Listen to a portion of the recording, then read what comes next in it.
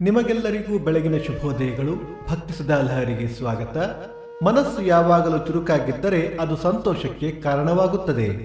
ಬನ್ನಿ ಇಂದಿನ ಪಂಚಾಂಗದ ಬಗ್ಗೆ ತಿಳಿದುಕೊಳ್ಳೋಣ. ತಾರೀಕು 22/11/2024 ಶುಕ್ರವಾರ, ಸಂವತ್ಸರ ಶ್ರೀ ಕ್ರೋಧೀನಾಮ ಸಂವತ್ಸರ.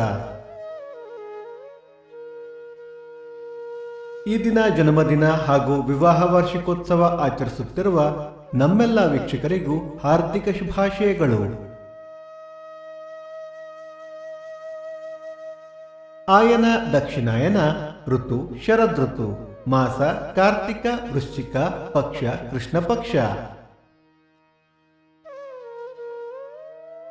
ತಿಥಿ ಸಪ್ತಮಿ ರಾತ್ರಿ 8:29 ನಂತರ ಅಷ್ಟಮಿ.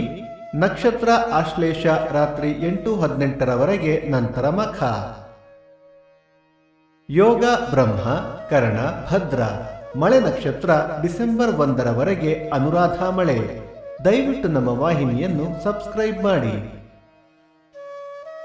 ಸೂರ್ಯೋದಯ ಬೆಳಿಗ್ಗೆ 6:24, ಸೂರ್ಯಾಸ್ತ ಸಂಜೆ 5:55, ಅಮೃತ ಘಳಿಗೆ ಬೆಳಿಗ್ಗೆ 9 ರಿಂದ 10:30.